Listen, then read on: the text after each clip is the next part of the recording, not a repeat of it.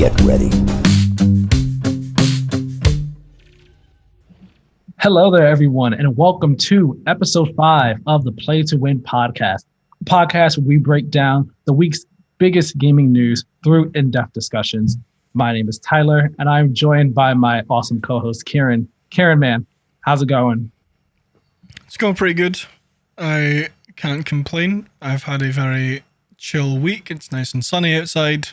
I'm doing pretty good. How are you? I'm doing well too. You know, it was a chill week for me as well. As you said, the sun is coming on out. It's getting warm. You know, spring is here. Was pretty rainy this week, which is annoying sometimes. You know, especially when it's like heavy rain and then the wind is coming as well at the same time, and you got kind of have to walk a bit. It could be annoying, but you know, it's been a good week. It was a good week overall. I complain really. You know, as you can see, everybody, I'm actually in a different spot in my house. I'm not in my room this week because my internet has just been really poor this week and didn't want to risk recording in my room and just connections dropping out and being fluctuating and stuff like that. So I said, you know what? Come down here to the desktop computer right next to where the router and modem are, and it'll be fantastic here. Shouldn't be a problem. So enjoy my computer room and a bit of my living room back there. And over here is like the staircase to the bottom floor, the first floor, where the kitchen and stuff is. So, yeah. You also might see my brother kind of walk by at some point in time because he's going to be heading out in a little bit. So, see some new spots in the house. Nice stuff for everybody. I am still in my room. Keiran has not moved. His spot is the go-to spot for him. No, I basically just sit here for the week and wait to record. Yeah, he sits there. Have you ever seen Parks and Recreation? I have not, no. Oh man, there's a scene in like season I think 5 or 6. There's an episode where two of the characters, Ben and April, they're like DC, I think. And there's this guy in their office who is like, they think he's like a robot because he sits there's like this like, and like he's in his office staring at nothing, just like staring at a wall, just like that. And when he talks, he's like, yeah, things are great. It's all good, guys. And then like when he does that, he turns it on when he needs to. And then when he's not doing anything, he just straight facing it. So I'm just like imagining you just like, yeah, I'm sitting in my room, but I sit here all week waiting to record, just like, basically, yeah. Yeah, that's how that goes. Oh boy. But yes, this is the Play to Win podcast. Remember, you can follow us on Twitter and Instagram at Play to Win Game. We made sure to write it down this week because we don't want to have any more mix-ups of thinking it's one but it's really the other.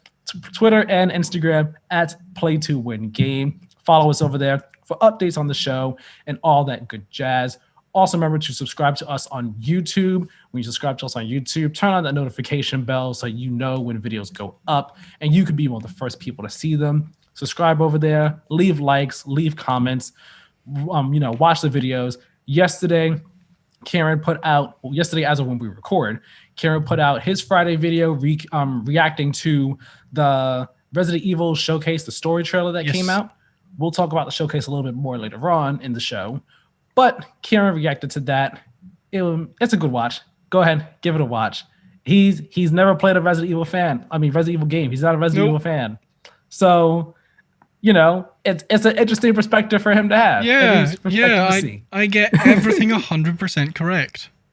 Totally. He doesn't make a single mistake. No big mistakes at all during that reaction. Yeah, I'm super up to date on my Resident Evil lore. Right, he knows all about Wesker and the ins and outs of Umbrella Corps and all that stuff. So expect the encyclopedia to just burst when he's watching this trailer, okay? Don't expect anything less. No, don't expect any mistakes whatsoever. But yeah, go give that a watch. Go give all our Friday videos a watch. The one I did before that was preview of Knockout City. If you haven't seen that, go give that a watch. All our Friday videos, go give them a watch. And if you are listening on a podcast audio service, make sure to please subscribe over there. Leave, reviews, leave comments, all that stuff. Share the show with friends, family, anyone and everybody. spread the word, spread the play to win love. That way we get more people in on the show. With all that being said, though, we're going to start getting into the episode. Today's episode, we're going to talk about the March 2021 NPDs releasing. We're going to talk about E3 partnering with some industry media outlets for this year's event. And we'll also talk about, as I said, the Resident Evil Showcase. But we do have a couple brief mentions to get through first. And there's a fair amount of brief mentions here, but a lot of them are just real easy for us to go right on through. So first up being that IO Interactive, developers of Hitman, soon to be a James Bond game, and a new IP, they have opened a third studio in Barcelona, and they announced this over on their website, a blog post, saying that they're proud to announce that they're opening the studio in Barcelona. It's going to be known as IOI Barcelona, and it joins their Copenhagen and Malmo. I believe I pronounced that correct. It's going to be joining them as their third studio, and it's going to be working with them on Hitman, on the James Bond game, and their new IP. So that's exciting stuff. Good for them. Happy to see them expanding. Yeah. And, having more people to help them make these great games, really. Next up, we have the Oculus Quest 2. Some big news regarding that, but not much to say about it right now. I imagine we'll hear more about it next week. Oculus Quest 2 is going to be able to be wirelessly streaming VR games that you would ordinarily have to play while connected to the PC with the Oculus Rift. It's going to be I'm reading this from an IGN article here by Adam Bankhurst. Oculus kind of announced this earlier in the week. And it's going to be able to do this through an Oculus AirLink feature that'll allow you to wirelessly play PSC VR games and native support for 120 hertz. And yeah, this is awesome. This is cool. Because as of right now, like the Quest 2 is awesome.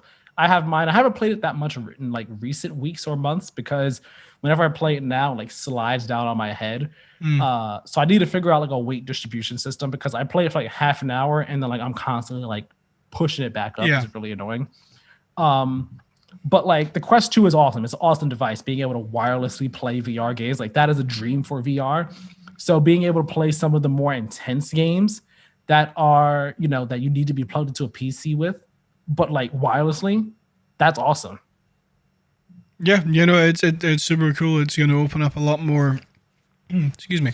It's going to open up a lot more games to be played for people who might not have had, or might not have access to a gaming PC. So it's very cool that they're doing this, and I'm excited to see what games you are going to be able to stream.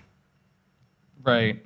So as of right now, the feature is going to launch in experimental mode, and it's going to be done through like a Wi-Fi connection for the Quest 2, so that's how it'll be done.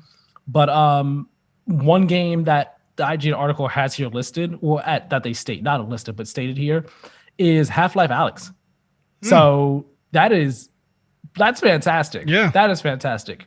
So yeah, get excited for that. Like I said, I'm sure we'll hear more about this next week because there's an Oculus Gaming Showcase happening on April 21st. I believe, what's today? Today is the 17th, yes, 24th, 23rd. That is a Wednesday.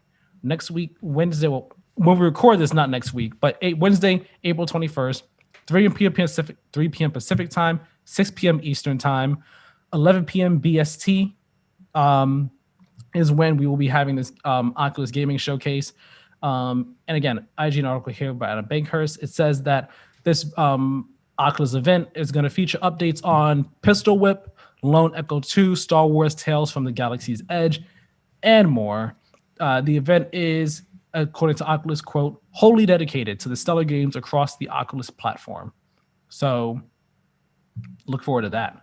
I might watch it if I'm able to sit down and watch it at that time, but I'll definitely catch up on what they announced because I have the Quest 2 and I'm invested in the VR ecosystem now. So that's awesome. Let's see. Other brief mentions real quickly. Days Gone, the PC release date has been officially announced and confirmed. It will be coming to PC on May 18th. And it'll be featuring ultra-wide support, an unlocked frame rate, better fidelity, and a host of other, cool features. It's going to be like a nice photo mode there. A bunch of stuff. There's a trailer out for it, so go give that a watch. Speaking of Days Gone, though, We have a little bit of an update on what we talked about last week on the podcast regarding Days Gone 2 and how Sony denied Sony Ben's pitch for the game.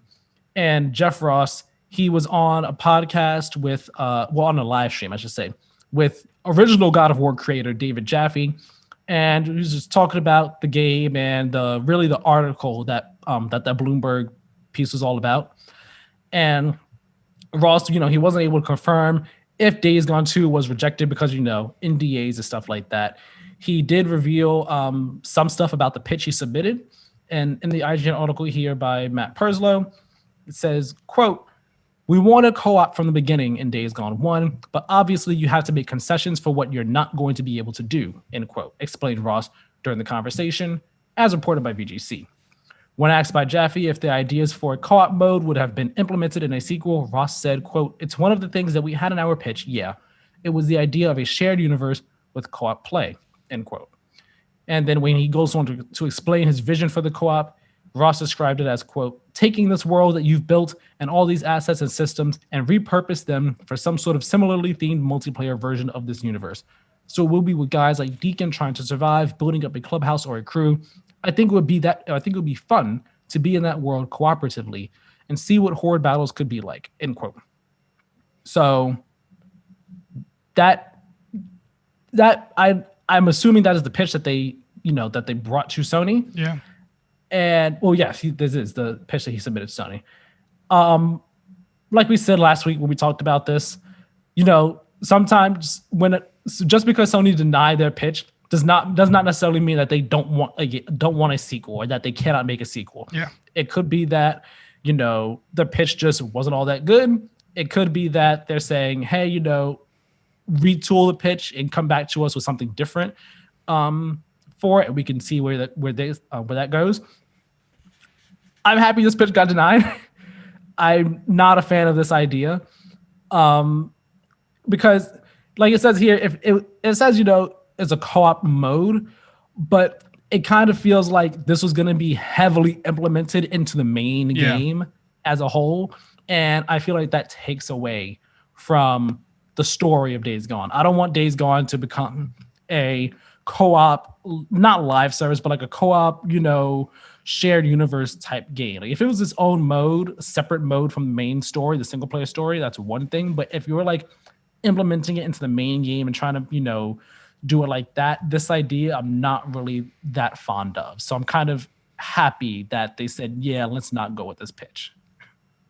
Yeah, I agree. I don't think, again, I haven't played Days Gone. I didn't really have any interest in it before it came out. After I saw some gameplay for it, I was like, it looks okay. But I've said this before, not every game needs co-op. You can absolutely just release a game that's single player only. I think Days Gone 2 would have benefited from that. How was there any multiplayer in the first one? There was not, strictly single player. Then yeah, why would I don't understand why you would then want to go from a strictly single player game to basically kind of like an MMO essentially, like if it's a big shared universe. Yeah, see, I don't know if it was like gonna be MMO type style. Maybe it would have been like I don't even know if I'd say like Destiny in a sense, in terms of like how live service it was. Sorry, it was an ant. And I was just like, get away. But yeah, like here's the thing.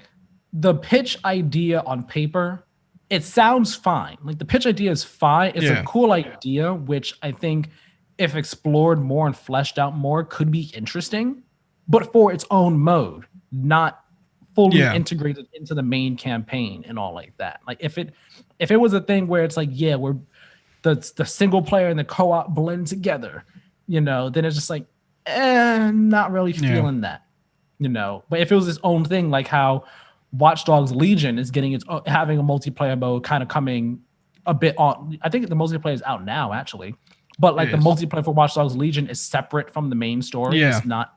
Although very different games. With Watch Dogs, the multiplayer has always been kind of seamless with the single player, but you kind of get what I mean, what I'm going for here. Yeah. If it was its own separate mode, then sure. But even then, we'd have to see. But I'm kind of happy that the pitch as it was kind of got denied. I'm not really feeling the idea too much for what a full Days Gone 2 would have been like the actual main game. Sorry, I'm going to take us off on a very quick tangent. Are you a fan of BioShock? I am. I played the first and Infinite. Love them both. So there's a bunch of this isn't confirmed or anything. It's just stuff I've seen floating around this week. Apparently BioShock 4 is going to be an open world RPG. Which I did see that. I do not agree with in the slightest. I like BioShock as a linear story. I don't need it to be a massive open world RPG. I don't think, again, this similarly to not every game needs multiplayer. You don't have to make your game this big open world. I would be more than happy if they announce BioShock 4 and it's just the same as like Infinite 2 and 1, just this linear, mission after mission after mission story. I don't want BioShock to be an open world game. I think now I didn't read the rumors. I just saw like the headline. I didn't read any of them because I actually forgot about that. I think though, I'll try to say this real quickly so we can keep on moving. Yeah. I think that BioShock could work as an open world game. Because the cities just kind of lend themselves to that like explore type aspect and all. I think it could work. But it would really depend on how well they do it. Like I don't know. Like I'm trying to imagine like Rapture, right? You're in Rapture, and let's say you get there and you have like your main through line story, but you can also, go explore. Like you could go over here and like go find who's the theater guy, that guy who like had all the people in the mask and stuff like that, came down the stairs, like him, that guy, him. It's like you go over and you like find him and you do some missions for him, and then like while you're doing missions for him, you could come across another person, maybe say the doctor guy who was like real creepy and stuff like that. Come across him and maybe he has a mission for you, or maybe you take him out and then you find someone that he was like about to hurt, and then you save them and they give you something for saving him, or they point you in the direction of another mission. I think BioShock could lend itself to being an open world game in a sense. Yeah, no, and this is the last thing I'll say on it. I agree that BioShock would work as an open world. I think though that's one of the games that makes more sense for. I personally don't want it to be an open world game. I'm very happy with BioShock just being a linear story. Yeah, same here. I'll definitely have to see what it is when it eventually comes out. But I'm on the same page with you with that. Like I'm totally fine with it staying as is, linear story based shooter, all that jazz. All right, 3 more brief mentions here. Square Enix, there were rumors this week that they were going to be that they were possibly going to be acquired by some company. No one knew what company, but there were rumors that hey, there are companies out there looking to acquire Square Enix. Square Enix came out and denied the rumors. They put out a really short press release saying, quote, Bloomberg has reported today that there is interest from several buyers to acquire Square Enix. However, this report is not based on any announcement by Square Enix Holdings Company Ltd. We do not consider selling off the company or any part of its businesses, nor have we received any offer from any third party to acquire the company or any part of its businesses. So that's not happening. Square Enix shut it down, but we will come back to that later on the show for our question of the episode. Next up, there was a Nintendo Indie World event this week. Showed off some pretty cool indie games. I saw the whole event. I was actually very impressed with it. I was like, oh wow, there's like a lot of stuff here that I actually like. Like everything here was pretty cool. One of the games they showed, like some of the games actually came out the same day as the event. One of the games they showed is called The Longing, where basically you play as this shade who you're like the last shade there, and the king is like in this eternal, like the super long slumber or whatever. So the shade is waiting 400 days for the king to come back, so you can like do stuff with him and all. Except it's 400 days in real time. Oh, so yeah, like 400 real time days. So like you watch the trailer, like it's like, oh, guess I'll walk over here. I guess I'll read this book. And it's like as the shade is walking around, there's one part where you walk upstairs, it's like, No rush. I got time. I gotta rush up these Yeah. stairs. But like apparently there's puzzles and stuff in it. That one looked really cool. There's another one. There's no game, wrong dimension. There is no game, wrong dimension. That's what it's called. It's like a comedy point and click adventure type game. There's another one, Aerial Knights Never Yield. It's like a runner game. Like yeah. I don't want to say endless runner, but a runner game. Looked cool. I played the demo. I wasn't that impressed by it. It's okay.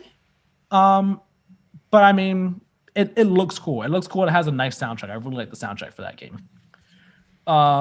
There were a bunch of other games. Annapurna showed off some cool games like Last Stop. There's another one, Road 96, not Annapurna, but it's like procedural road trip adventure game. So like every time you do it, it's like the story that you're going through is different and all like that. And like where you're going and all is different. It looked really cool. We saw some footage of Teenage Mutant Ninja Turtles Shredder's Revenge coming to Switch later on this year. It's like a beat 'em up, an old school style beat 'em up. That looked cool. Ollie Ollie World is another one that I wanted to highlight. I've never played an Ollie Ollie game at all. I saw this trailer and I was like, yo, this looks cool. This looks fun. I actually might have to give this a shot because it's going like open world type. So it looked really nice. If you haven't checked it out yet, definitely give it a look. House of the Dead remake is coming to the Switch. Keiran is, if you're not watching, he is smiling very hard right now at House of the Dead remake. Yep. Keiran, why are you smiling very hard at that? I remember playing this game in the arcade. I'm fairly confident there was a PS1 or PS2 version of it as well that I'm pretty sure I played. But no, I remember playing this. Like this was my go-to game when I went to the arcade as a kid. So I am very, very, very excited for this. I'm 100% picking this game up. Yeah, I never played House of the Dead in the arcades. I remember seeing it, just never felt like playing it. But this is awesome. That maybe I will play it like this on the Switch. So yeah, there's that, and then there was also a sizzle reel showing off a bunch of different games. Like Fez is on the Switch now. There was this other game in there. I forgot what it's called. But basically, like it has a really nice art style. It looks like something you would see in like one of those. It looked like kind of like a Where's Waldo type of art style in a sense, where if you go to the link that I have in the doc, Keiran, go to the link, skip to like the 18. Here we go. Skip to 1852. It's called Labyrinth City, Pierre the Maze Detective. This I don't know much about the game because it's just in the sizzle reel, but I love the art style. It looks really cool. So I'm definitely keeping my eye on this game. Oh yeah. I definitely see what you mean with the Where's. Fun fact: in the UK, it's Where's Wally. I did not know that. Now I know. So yeah, that one looks really cool. And then the final thing in the show was Oxenfree 2, Lost Signals. That got announced. I've never played I never played the first Oxenfree game, but I know when this game got announced, people lost their minds. They were like, "What? A sequel's happening?" So big deal that this is coming out. But yeah, that was everything shown at the Nintendo Direct for the Indies event. I was very impressed by everything that was shown here. I'm looking forward to a lot of those games. So yeah, give it a watch if you haven't. There's some cool stuff there. Keep your eye posted on the Switch for more indie stuff coming in the future. And our final brief mention is that we have the first Ubisoft Forward for E3 2021 has been announced. It is happening on June 12th at 12 p.m. Pacific time, 3 p.m. Eastern, 8 p.m. GMT. We got a date. We know nothing about what's there. Nope. They didn't say that. They simply said, hey, we're at E3 at this day, this time, be there or be square. Who knows what'll be there though? We will have to wait and see. We might talk about this some more later on in the show where we talk about E3 partnering with different media partners. So we won't talk too much about it now, but that got announced. That's happening. And that's exciting. That's our final brief mention of the episode. So now we're going to actually get into the main news of the week. And first up, we're going to talk numbers for a bit. Exciting numbers, but numbers nonetheless. We're going to talk about March 2021's NPDs. They got released yesterday as a recording. And there is some noteworthy stuff here. So Matt Piscatella over from the NPD group, if you don't know the NPDs, they kind of track the US sales data in regards to the gaming industry and stuff like that. I think the NPD group does it like a number of different fields and all, but Matt Piscatella is with the gaming field of it and all like that. So these numbers are all this information is just the US based. It's not worldwide, just US. Keep that in mind. So we're just going to start off with the big deal here. The PS5 is now the fastest selling console in US history. I'm going to say that one more time. The PS5 is the fastest selling console in US history. It sold more in units and in dollar sales than any other console in the first 5 months of their respective lifetimes. Wow. I mean, Keiran. Good job, Sony. That's mighty impressive. Like it's crazy. It's impressive for a couple of reasons. One, the fact that they did that, period. Like they did that. They did that thing. Two, they did it in a pandemic. We are currently in a pandemic, and it is the fastest selling console in US history. Now, of course, bots are out here buying up a bunch of them. Yeah. Sony doesn't care though, because it's still the fastest selling console in US history. Yeah. Like literally everyone that is being made is being sold. It's crazy. But also three, they said prior to the launch of the console or shortly after it came out, that they could see themselves selling more PS5s than the PS4 did in the same amount of time. Yeah. Now, granted, I think when they said that they meant worldwide, I don't know if they meant just US, but I do know that I think it was in February, Sony put out things saying that they shipped more than, I think it was 4.5 million, either that much or more than 4.5 million consoles in 2020. And I think that was for worldwide, not just the US. So when we take that into account and then this into account, it's almost guaranteed. They are, I wouldn't be surprised if they double like the amount of consoles that they sold worldwide by then, by, whenever their deadline is, wanted to sell more PS5s and PS4s. This is just insane.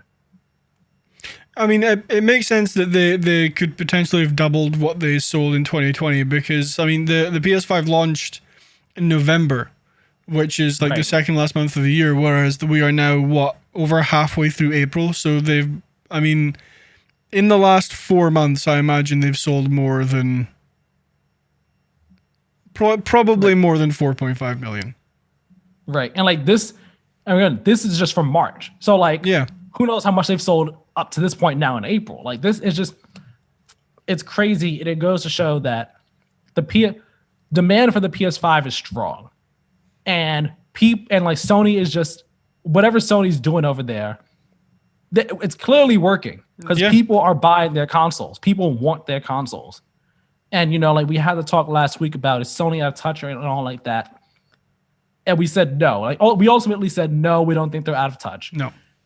But like this kind of goes to show that I don't want to say people don't necessarily care or doesn't necessarily matter, but people are still out there buying the consoles. People still want it. Yeah. It's really crazy. It's just absolutely insane to see. Important to note with the NPDs, there are no actual like official numbers for like how much of the consoles were sold. So we can't say, oh, there's 200,000 of them sold in March or anything like that. We can't say that. We just now know it's the fastest selling console in the US in US history. So that's awesome. Second piece of noteworthy information here, the Switch is also the best selling hardware for both units and dollar sales in March. And it was the best selling in unit sales for the first quarter of the year, but the PS5 was the best selling in terms of dollar sales for the first quarter of the year, which makes sense. The PS5 is more expensive than the Switch. Yeah. Again, the Switch is being a juggernaut, Keiran. Yeah. Even though 2 next-gen consoles are out, although the PS5 is the fastest-selling console in U.S. history, the Switch still sold more consoles than the PS5 in March. Yeah, I mean, I genuinely don't think anything is going to be overtaking the Switch for like the number one console anytime soon. Like Yeah. it's been the number one selling console for at least 27 months in a row. Right. So I don't think anything's overtaking it for quite a while until the Switch Pro comes out. Right. And it's like, I wonder though, well, one, I actually wonder when the Switch Pro comes out, if those numbers will just be included with the Switch as a whole instead of having maybe like I think that would make more sense. Tracking things. But I think the bigger question is, will the Switch and the PS5 keep up their momentum? Because the PS5 is selling really strong, really like doing gangbusters in terms of numbers. Yeah. During a pandemic when supply is in no way, shape, or form able to meet demand. But once the supply is able to meet demand, is the Switch still going to be able to outpace the PS5 or the Series X at all? Like, is it going to be able to outpace both of them? Will it still be in line with them? Will it fall back some? Who's going to end up coming out on top? And I think we'll see that. We'll have a better idea of that once we see what each of those companies has come June, come E3 time. Yeah. What they announce. And also once we kind of get to a better place in terms of supply and demand, and then we see that, people are actually able to get them easily, like that, then we'll have a better idea. Yeah. As much as it pains me to say it, I reckon the Switch will keep up with the Series X, but not the PS5. I feel like that will be the case as well. Because I think the PS5, it's just doing crazy. Yeah, I'm more so doing it from the math that more people are likely to upgrade from a PS4 to a PS5 than they are a PS4 to a Series X. So, and there are 100, as far as I'm aware, last time I checked, so don't quote me on the exact number, but last time I checked, there was over 120 million PS4 owners. Whereas I think Xbox only has like 60 or 70 million unofficially because they stopped announcing numbers a while ago. Yeah.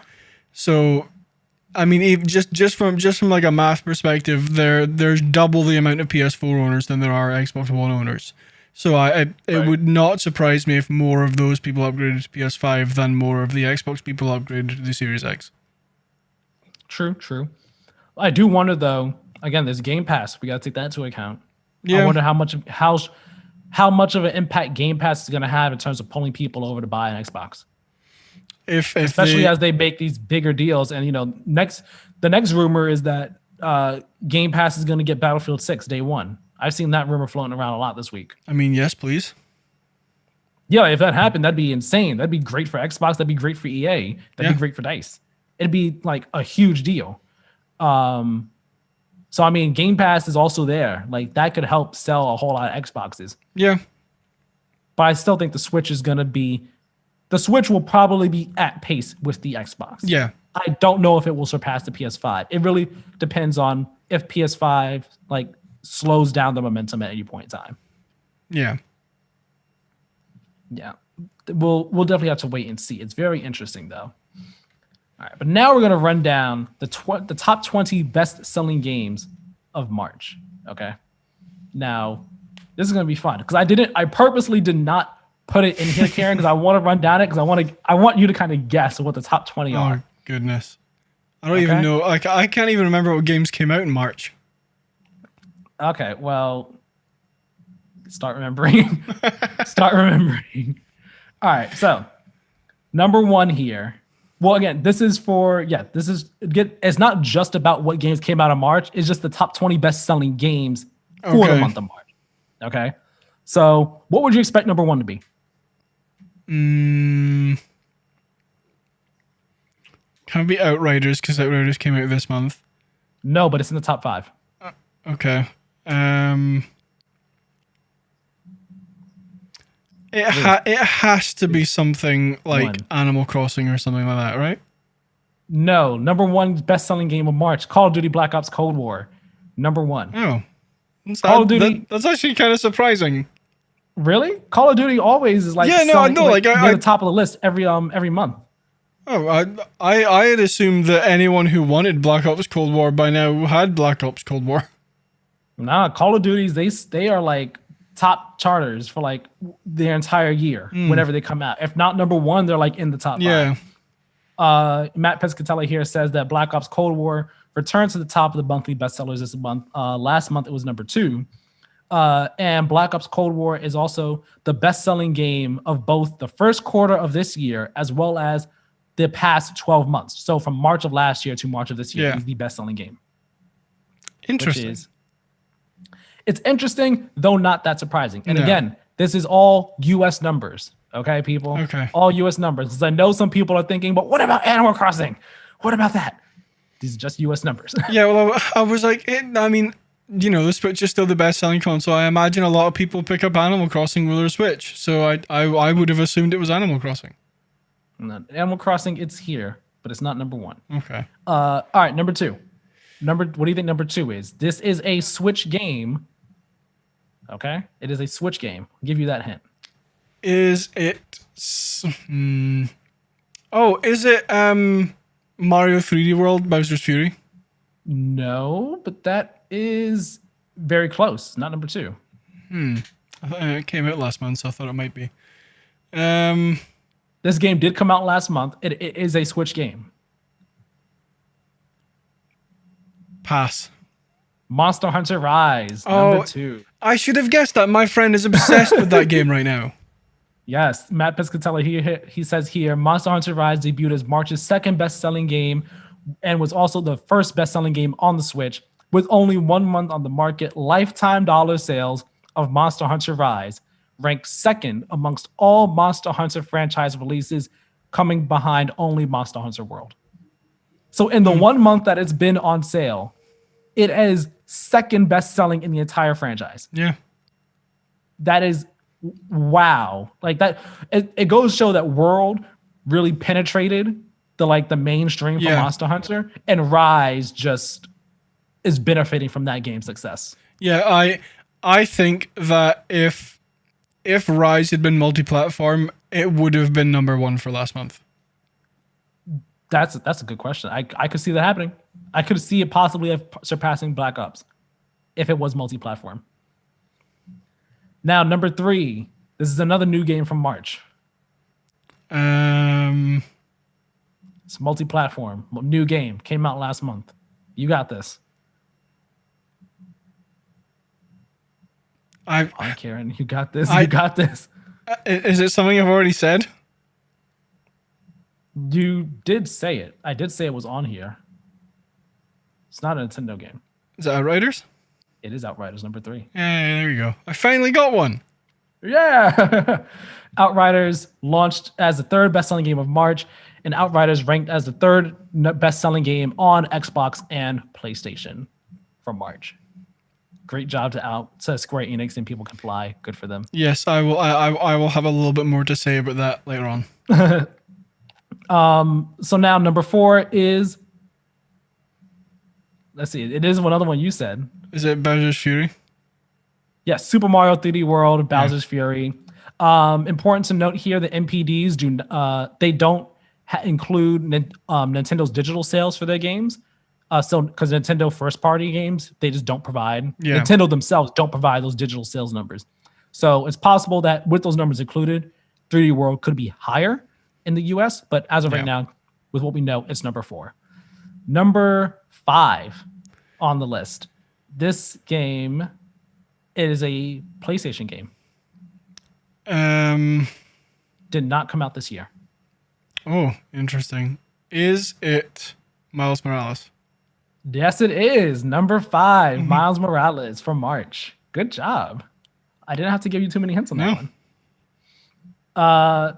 That's great. We're going to talk about that one again in a bit, actually. Okay. Actually, you know what? I'll say it now.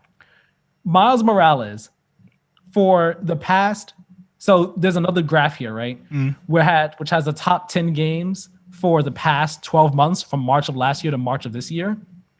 Black Ops Cold War is number 1. Madden 21 is number 2. Modern Warfare is 3. Assassin's Creed Valhalla is 4. Miles Morales is number 5. That's important because it comes above Animal Crossing, New Horizons, The Last of Us Part 2, and Ghost of Tsushima. in just the 5 months it's been on sale, it has sold more than those 3 games. That's very impressive. Now, again, this is just in the US. Yeah. But Miles Morales, in the 5 months it's been on sale, sold more than Animal Crossing, Last of Us, and Ghost of Tsushima did in all of last year. That's very, very impressive. I don't know if I'm entirely surprised because Spider-Man is regarded as like one of the best PS4 games. Mm-hmm. So I'm not really surprised that Miles Morales has sold as much as it has. I would be very interested to see how much of that is on PS4 versus PS5. Yeah, that data is not here. I'm sure someone out there has it. Yeah. I feel like I've seen some people talk about it, but it's still amazing regardless. Oh yeah, 100%. That is insane. It sold more than Ghost of Tsushima and The Last of Us and Animal Crossing. And again, this is only the US. Animal Crossing does not the digital sales included. So Animal Crossing very likely could be higher. But it's still like Spider-Man's great. So it's already going to sell because of that. But that's just like Insomniac just deserves all the praise that they get. Like they deserve it all. And it says to me, one, like that Sony buying Insomniac at the price that they did, which is like 200 something million, was kind of a steal. Oh yeah, with like definitely. what they're getting, with all the value they're getting out of them since then. And two, when the next Spider-Man game comes out, it's going to sell huge numbers. Oh yeah. Like just gonna sell huge numbers. I think the one like asterisk for that is that one is definitely going to be PS5 only. I very much doubt they're going to put that out on PS4. How many people are going to have PS5s by that time? I imagine that game comes out next year at the earliest. At the earliest. I'm not saying it definitely will, but next year is the earliest I can see that game coming out. I would have said 2023 at the earliest. I do not think that's a next year game. I mean, I don't think it is either. I think 2023 is very realistic and more likely. Yeah. But I also didn't expect Miles Morales to come out when it did. Fair, yeah. Like Spider-Man 2018 came out in 2018. This came out at the launch of the PS5. Yeah. Granted, that is 3 years. That is true. But I still didn't expect that quick a turnaround. You know, yes, it is a smaller game. The map's the same largely, you know, yes, different season and all like that, but smaller game and also it's a bit easier to get it together in 2 years. I mean 3 years. No, wait, not 3 years, 2 years. I'm thinking that it came out 2021. No, it came out 2020. 2 years to turn around on that. So earliest would be next year, but I don't think that'll happen. I think it's like 2022, as you said. Yeah. I mean, 23. I'm getting my numbers all mixed up. All right. So now, number 6 on the list is, I'm not going to make you guess this one. It's Mario Kart 8. Okay. For March 2021, Mario Kart 8, 6th best-selling game. It's crazy that Mario Kart 8 is still in the top 10 all these years later. Yeah, I mean, it's an insanely popular game. And I mean, like I said earlier, with all the people who are buying Switches right now, I imagine that some of maybe the older Nintendo games that are a bit more high profile are going to be selling quite well. Yeah, it's awesome. As I saw some people say, this kind of like dampers any hopes for Mario Kart 9 anytime soon, because why would they when 8 is still selling so well? Number 7 is Assassin's Creed Valhalla, which is cool. Number 8, I want you to kind of guess this one. It is one you said earlier. I think the only one that I said that I haven't guessed is Animal Crossing. Yes, Animal Crossing came in number 8. Okay. Last month it was number 10, so jumped up to number 8 for this month. Number 9, Super Mario 3D All-Stars. And rounding out the top 10, I want you to guess this game. You might not expect this one to be the top 10, but it is. This game is everywhere, but it is an old game. Minecraft. Yes. I like how I said those two things. You're like, oh, bam. Yeah. Well, I was like, well, I mean, Minecraft's a very consistently popular seller.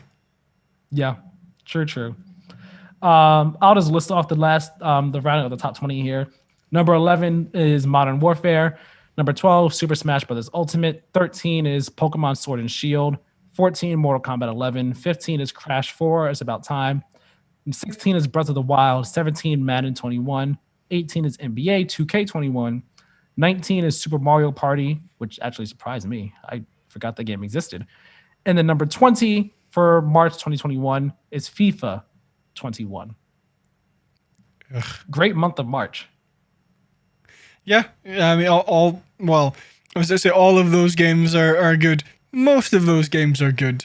There is one in particular that I detest. Which one is that? FIFA.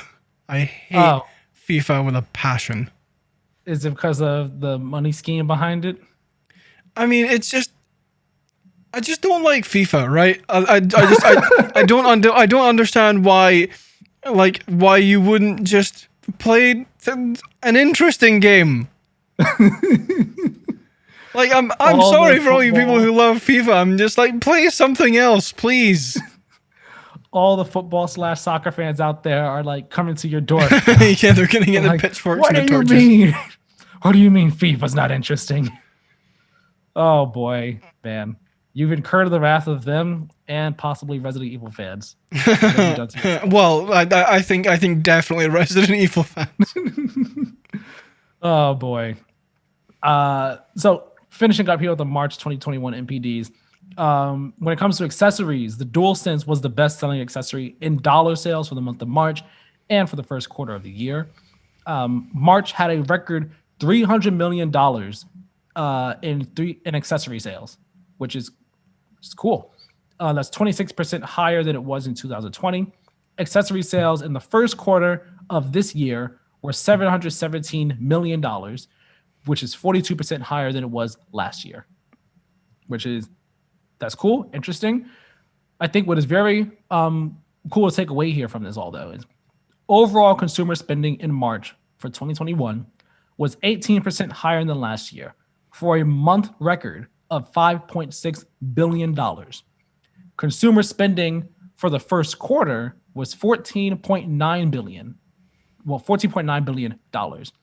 which is 30% higher than last year, which to me says, even though we're in a pandemic, gaming is still thriving. People are still buying games, buying consoles, and the pandemic is not really slowing things down for us. Yeah, no, I'm not surprised that this year is higher than last, mainly because of new hardware is coming out. So I don't think that it's really a shock that this year is much higher spending than last year. But I mean it's still very impressive. It still proves that gaming is one of the largest hobbies on the planet. So, and I don't think that's gonna change anytime soon. Right. Now I do wonder if, I didn't look at the numbers for last year, for last June, July, August, last summertime, but I wonder what the numbers will be this summer, because vaccines are out there, people are getting vaccines, things are starting to open up more and more. People are starting to be able to actually go out and do stuff, as opposed to last year where, last summer, some people did go out, but people were more likely to just stay inside and stay home and, not really go out. Yeah. Now that a year has passed, things are opening up and everything like that. I wonder if the spending numbers in June, July, August, summertime this year is going to be lower than it was last year. I wonder what the comparison is going to be like. Yeah. Yeah. I mean, I'll quote our motto. We'll have to wait and see. But I think there's a strong possibility it might be slightly less than last year, purely because people might be going back to work. People might be, back to school, whatever. So they might not have as much time to, play video games. So yeah, actually go on a vacation and stuff. Yeah, maybe. Exactly. I wouldn't be surprised if, I don't think there'll be much less than last year because a lot of people are still working from home and being home all the time and having nothing to do but play video games. But I wouldn't be surprised if it's slightly lower. Yeah. Neither would I. It'll be interesting to see though. I liked going over the MPDs. I don't think we have on the show yet. So yeah, I think we should definitely do this more. Yeah, I think we've mentioned a couple figures from a couple MPDs before, but we've never actually gone through the entire thing. Yeah, I didn't go through the entire thing either. Well, more so, I did, but I was like bullet pointed like the stuff. We're not like looking at each individual tweet here. Like I went through each of the tweets and like pulled out what needed to be pulled out and stuff. Yeah. But yes, this is fun. Look forward to us talking about the April NPDs next month and so on and so forth. It's always interesting information to get from. Now we're gonna move on to talking about E3. E3 announced this week that they're going to be partnering with different media partners in the industry. So I'm reading from their press release here. They say, E3 today announced it has joined forces with IGN, Future Games, which is PC Gamer and Games Radar, GameSpot, Polygon, IGN China, and Game Bonfire to extend its reach to video game fans worldwide. With additional media and distribution partners to be announced, E3 2021 will provide an unmatched experience with new levels of access for fans around the globe, with major publisher showcases, press conferences, thrilling reveals, extended live streams, and special guest appearances available free online for all attendees. And then you can skip down a bit. They say here, the team at E3 will work hand in hand with media partners to integrate and cross-promote programming and coverage within the E3 experience.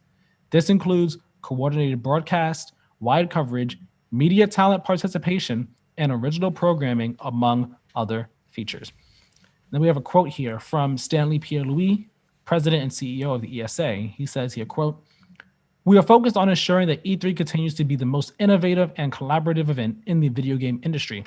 So enlisting some of the industry's biggest media partners to help deliver the highly anticipated news, reveals, and more is crucial to a successful showcase. Each media partner will be instrumental in driving E3's reach to more fans than ever before. With this year's digital format, we're looking forward to provide our audiences with exciting and unique ways to experience the magic of E3, end quote." Keiran, does this news get you more excited for E3? Does it get you more excited for whatever this summer is going to be like in terms of game showcases and stuff like that? But specifically E3, let's focus in on E3 here.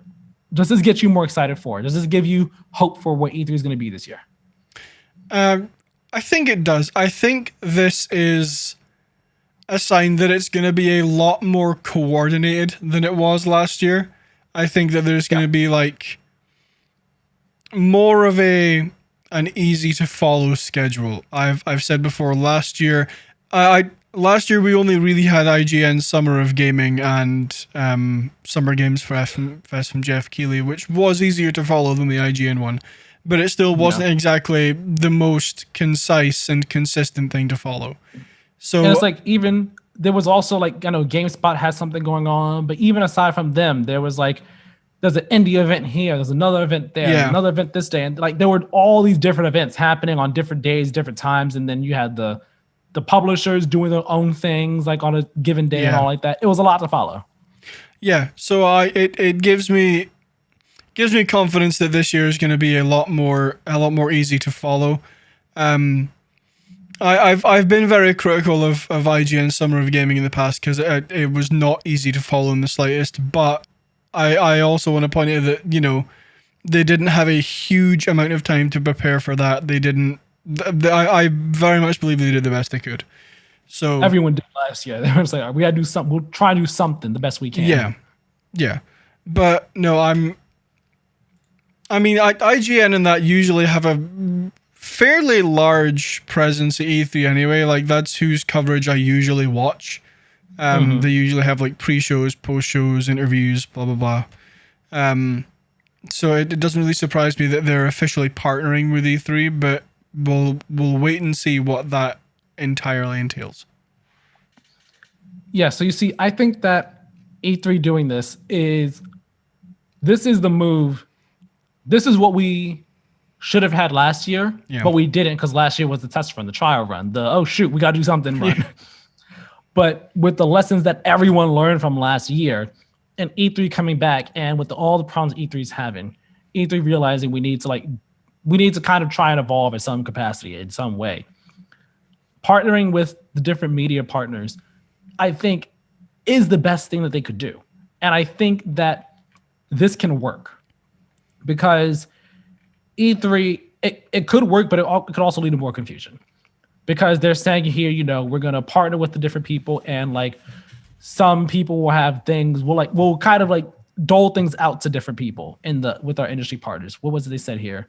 They said the team at E3 will work hand in hand with media partners to integrate and cross-promote programming and coverage within the E3 experience, including coordinated broadcast coverage, media talent participation, original programming, and other stuff.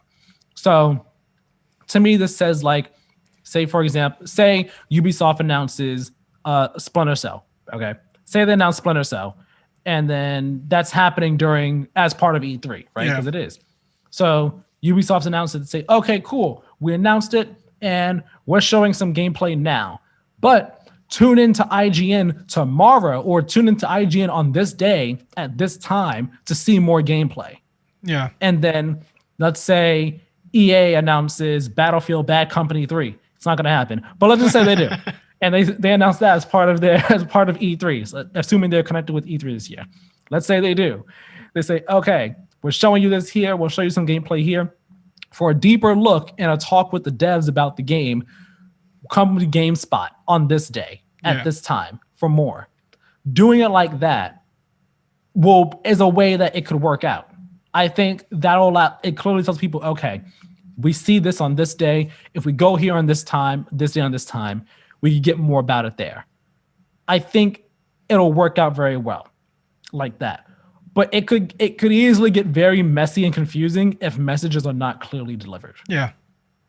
I think they need to put a heavy focus on like download our app or check our website, because there is a very like clear schedule of where you can watch certain things on what channels. It'll have links to where you can watch it, times, who's hosting it, whatever.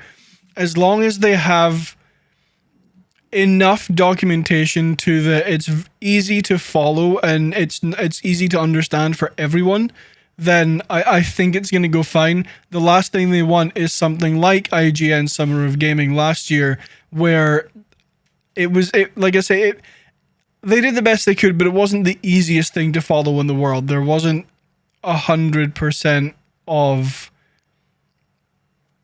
No, that's not how I want to phrase that. There wasn't... I don't feel like there was enough effort put into like this scheduling kind of part of it. Not necessarily like when things were on, but promoting when things were on and making sure that it was clear when things were on. I see. Yeah, I didn't watch too much of this stuff last year.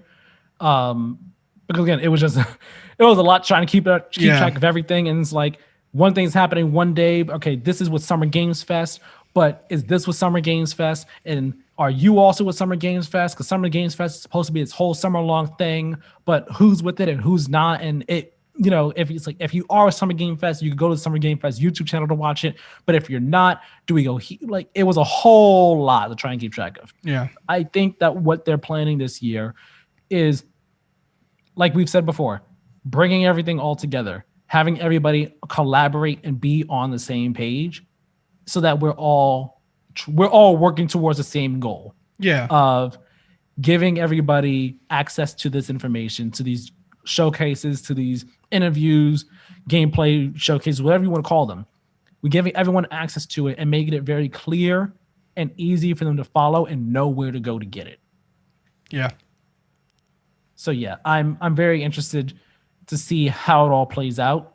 And again, when Jeff Keighley's thing kind of comes into play with all this, if it's going to be at the same time, is it going to be overlap? I imagine that he will probably try and do his thing after E3 maybe, so that he's not stepping on their toes and like no one's like, there is no overlap of sorts. That way E3 can be like beginning / middle of the month. Summer Games Fest, if it is in June, can be end of the month. Or if it's not in June, it could be July. Maybe that's something he'll do. That way there's like, 1 month is this, then the next month we still got more big gaming news, but in a more tight and cohesive manner. Yeah. No, I think that's the way I see it going. I think Jeff Keighley's going to hold off until after E3 and not confuse everyone. I hope so. I hope no one confuses anybody. Yeah, exactly. let's learn from last year, guys. Let's do this better. And I also want to ask, if this goes well with E3's plan, if this goes well, do we think that this will be the future of E3? Maybe not fully digital.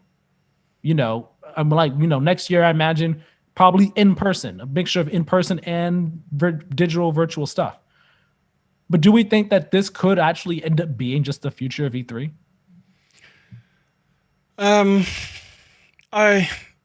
I don't know.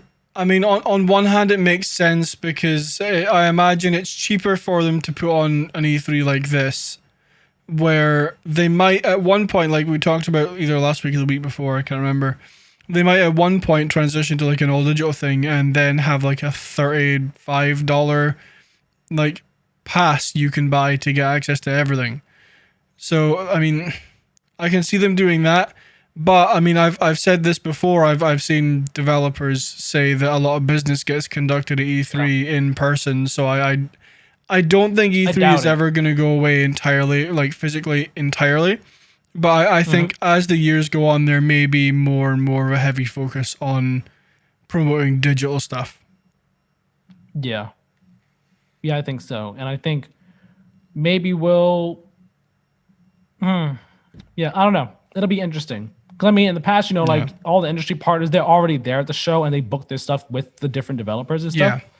But maybe we'll see in the future when it's like, if it is a mixture of digital and physical in the future, maybe we'll see E3 themselves like partner with the different people and continue the cross promotion in some capacity. Yeah. I don't know.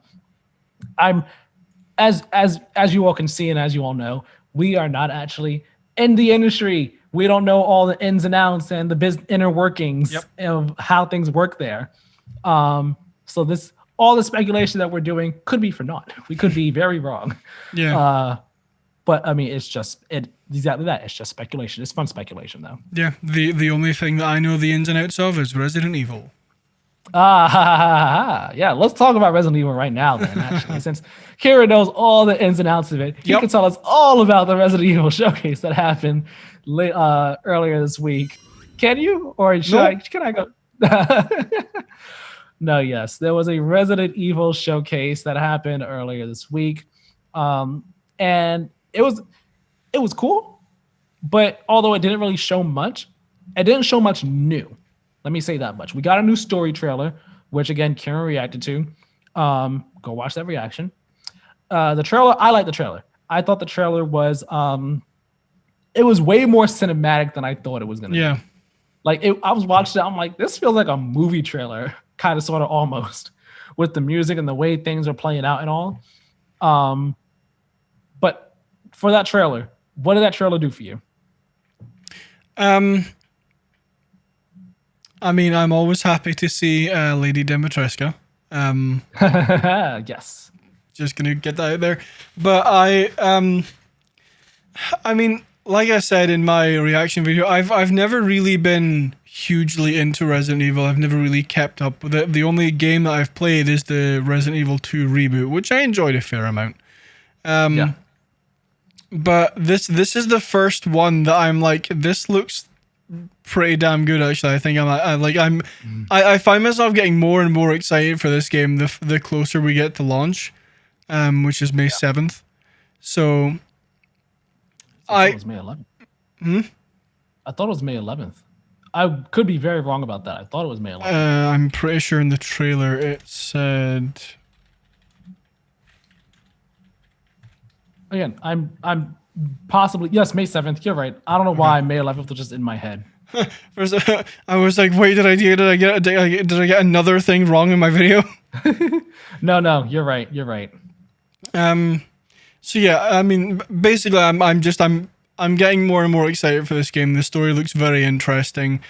I'm sure the guy dragging you along in chains with the shovel is Troy Baker. I'm sure it is. For the voice? Yeah.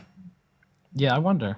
I was trying to hear tell his voice, but I was like, I can't really tell. Because Lady Dimitrescu, I was so close to saying that Lady Dimitrescu is voiced by Laura Bailey, because it sounds a lot like her, but I don't think it is. Yeah, I wonder, Is that voice info even out there or not yet? I am waiting to look it up. Well, while he looks it up, we did get a new trailer at the game for the game. Showed off some more environments, some like underground type caverns and stuff. We saw more of the lichens. They're not actually werewolves, they're lichens. We saw more of them. We saw apparently everyone in this town knows Ethan Winters because everyone is calling him Ethan Winters. Ethan Winters. Hey, Ethan Winters. But it looks really cool. For me, this trailer, like you said, it got me more excited for the game. And I'm not a Resident Evil person. I've not played a Resident Evil game. I played all of 10 minutes of the Resident Evil 1 remake, and I played the demo for Resident Evil 2 remake. And I almost got Resident Evil 2 remake, but I haven't got it yet. But I am really looking forward to this game. I am going to download Bot 7 on my PS5 since I have the PS Plus collection there. I'm going to download it and I'm going to play it so that, one, I could actually decide if I want to play Village, but two, that way if I do want to play it, I'm kind of caught up because since 7 and 8, they're like so far distanced from everything else that's happened in the series. Like you don't need to play any of the games before 7 to understand anything in 7, as far as I understand. So yeah, I'm very excited for this game. I'm really looking forward to it. Yeah, no, I'm definitely with you on that one. I mean, I don't know why, because like I say, I've never been interested in Resident Evil before. I've never been like, yes, I really want to play that game. But so there's some. It's the vampires. It's 100% the vampires. See, I think for me, it's the fact that I don't know if it's like my gaming taste is like kind of expanding a little bit more now. Because again, I normally don't care about Resident Evil games. I watch the trailers, I'm like, those are cool, those are awesome. I understand their impact. Yeah, I'm normally not interested in them. I normally don't really care for survival horror games because I'm just like, nah, fam, not for me. But this one, I don't know what it is about it, but it's really pulling me in. And I think a big portion of why I'm getting pulled in is the meme of Lady Dimitrescu. Yeah. I think the meme of her is what's pulling me in so much. I'm just like, lady, ma'am, please just kill me. Take me and kill me, please. I just checked, actually. Resident Evil 7 is on Game Pass as well. Oh. So I'm that is awesome. Probably going to play that at some point. Yeah, maybe we can see if we can like coordinate when we start it. I don't know if we'll coordinate. I don't know if we could coordinate when we finish it, but maybe we could coordinate when we start it and see where we go from there. That'll be interesting. Yeah, kind of playing along like that. We'll talk about that. We'll work that out.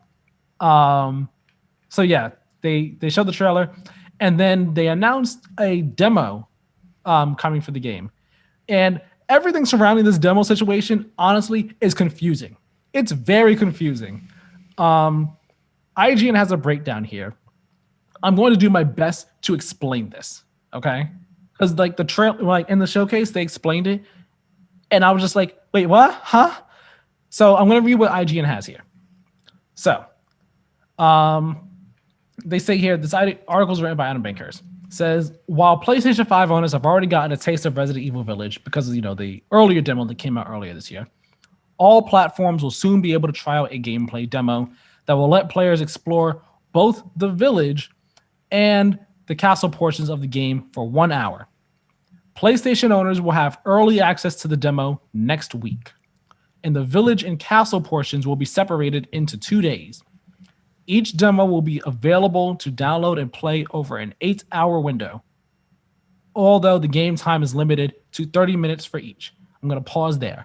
Why is this an 8-hour time limited demo that you can only play in this 8-hour window? Yeah. And why are we only allowed 30 minutes for each? I don't understand. But continuing. In North America, it goes live May 1st from 5 p.m. Pacific time to May 2nd, 5 p.m. Pacific time. That seems like a 12-hour window, but okay. Bye. That was my brother. In Europe, it is available May 2nd from 2 a.m. CEST to May 3rd, 2 a.m. CEST. In Asia, it's available May 2nd, 8 a.m. HKT. I believe that's Hong Kong time. I'm not sure. To May 3rd, 8 a.m. HK. The demo will arrive for all platforms: PS4, PS5, Xbox One, Series S and X, Steam, and Stadia on May 1st/the 2nd. And players will have an hour to play both the Village demo and the Castle demo and can choose how they split their time. Okay? Yep, following so far. Does that make sense? No, it doesn't. Okay, exactly. It doesn't make sense. But we're going to keep going. Well, actually, no, let me pause it there for a second. Because this is where I'm confused. They say that this demo is going to come out and we'll be able to explore both the Village and the Castle for 1 hour. But then it says PlayStation has early access to the demo, and each one will only be available to download for a certain amount of time, and you can only play it for a certain amount of time. But when it's available for all platforms, it's an hour for everyone. So what I'm understanding is the demo that is going to be available early for PlayStation owners is just split in two, and it's 30 minutes, 30 minutes. And then when it's available for everyone, it's a full 60 minutes. That's what I'm understanding. Sure, yeah. That's the thing. My understanding of it is very hard. It's not the best because Capcom explained it so poorly. Yeah. The team explained it so poorly, and they're doing this in this most complex, convoluted way that makes no sense. Just release 2 separate demos. Say, hey, this one you can play for 30 minutes. This one you can play for 30 minutes. And that's the time limit. That's just it. Yep. Just don't do all this. You have an 8-hour time window to play them, and you can only play for 30 minutes each. Don't do that. Either put out a demo for the Castle and a demo for the Village, and where they're both 30 minutes or they're both 60 minutes, or just put out one demo that says, hey, this has both of them in it. Do what you want. But this whole weird time scheme that you got to bend over backwards to understand is ridiculous. Yeah, no, it's very anti-consumer in my opinion. Like, they're not making it easy for anyone to understand. They're not releasing it for more than 8 hours, which is weird. Like, why would you not just release the demo and what if it's a half an hour time limit anyway? Why would you not just release the demo? It doesn't make. I don't know. I imagine they're probably doing it to like keep people from like trying to data mine and hack and stuff. Yeah. But like, I mean, that's the only thing that makes sense in my mind. Yeah. But so the Village demo is available today in North America for PS5 players. You could as of recording this episode, you won't be able to play it anymore. But the Village demo was available over the weekend, April 17th, from 5 p.m. Pacific time to April 18th, 1 a.m. Pacific time, for people to play on PS5. I think just PS5. I don't know about PS4, but I know I'm doing it on PS5. I have it preloaded on my system, so tonight I'm going to give that a shot, give that a run, and that'll be that. But yeah, so confusing. The Castle demo, I could talk about this one. The Castle demo goes live for PlayStation owners in North America, April 24th, 5 p.m. Pacific time to 1 a.m. Pacific time. In Europe, on April 25th, from 7 p.m. CEST to 3 a.m. CEST. And then in Asia, April 25th, 5 p.m. HKT to April 26th, 1 a.m. HKT. Keiran, why? The Capcom, I don't understand you. I genuinely don't. I don't know why you're being so weird about this demo. And again, it'd be different if it was like the demo was a 30-minute time limit, but you could replay it over and over again. Yeah. Fine. But this is just ridiculous. This is ridiculous and way too confusing, and I just don't even understand. I don't even understand. Nope.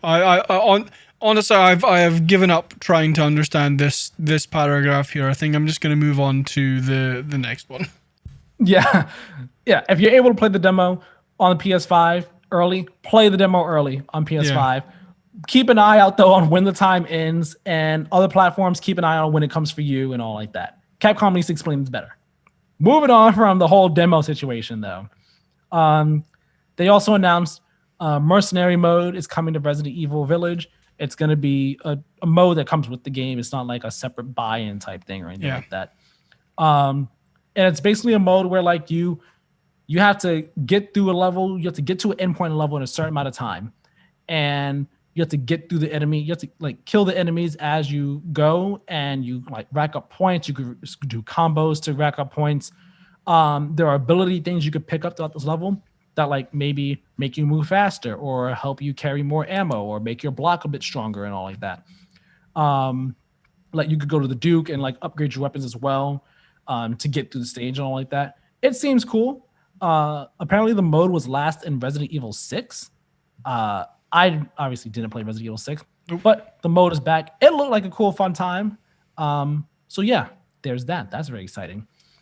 The showcase also revealed that Dead by Daylight is going to be crossing over with Resident Evil at some point in time. The tease was literally 23 seconds long. All it shows is a umbrella charm hitting the ground and someone being put on the hook.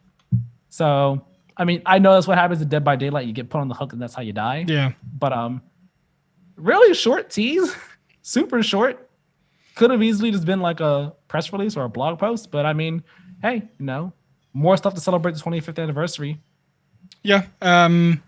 It says here that Behavior Interactive will reveal the Resident Evil chapter on May 25th during Dead by Daylight's 5th anniversary stream. So if you're interested in it, keep an eye on that. I don't play Dead by Daylight, so I'm not really interested in this. I don't either. I just think it's cool though. Oh, it's yeah. Cool. Like as I said in the showcase, like Dead by Daylight is basically like horror. It's basically horror Super Smash Brothers in a sense. Kind of, like, yeah, actually. Like they have their own original characters, but then you got Freddy Krueger in there, you got Ghostface in there, you got Leatherface, I think. You have Pyramid Head from Silent Hill. We're gonna bring Resident Evil in there now. Like it's just a giant crossover of horror stuff. And it's actually really cool. Yeah. I think Michael Myers might be in there. So like this is cool on its own. Resident Evil deserves to be in there. Resident Evil is just, you think survival horror, you think Resident Evil. It just makes sense. Yeah. There was also a short trailer for the CG series coming to Netflix, Infinite Darkness.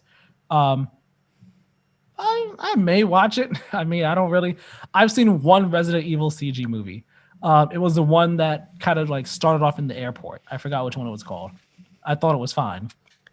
Whenever I think Resident Evil CG movies, though, I always think of the scene that I see people post on Twitter of Chris, Ethan's brother, Keiran. Yeah. Chris and this guy like basically doing gun kata with each other with pistols that have just like infinite ammo on this roof. Yeah. It is the most. Have you seen it? No. Okay. If no one has seen this, look this up on YouTube. Just go on YouTube, type in Resident Evil Chris gunfight or something like that. Resident Evil movie Chris gunfight, and it'll pop up. Like it's ridiculous. They're just going like it's about like they go at it for a while with just pistols that seemingly have infinite ammo. It makes no sense. It is utterly ridiculous how stupid the scene is, but it's Resident Evil, so you just kind of you roll with it, and you just let the absurdity just go on.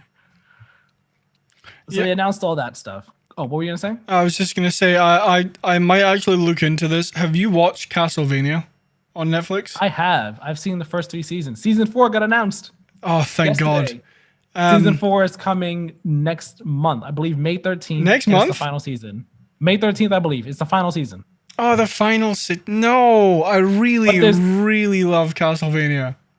They said there's gonna be a spin-off series for it, focusing on different characters though. Okay, that's fine. But no, I was gonna say if they do this as well as they did Castlevania, then I'm very excited. I'm not gonna lie. This is Resident Evil. I have no faith in it being as good as Castlevania. I'm not gonna lie, because the Castlevania one was done by a specific person. I don't think this is done. I don't think that person has any involvement in this. I'm pretty sure this is just Capcom doing this. Yeah. So because of that, I have no faith in this being as good as the Castlevania one. It will probably be good by Resident Evil CG movie standards. Maybe. Maybe. Like I said, in the sense of absurd things happen and you just let it be. You just watch it and you're just like, all right, here we go. I'm along for the ride, essentially. But yeah, for anyone who is interested, the movie takes place after Resident Evil 4. Leon and Claire Redfield are the main characters.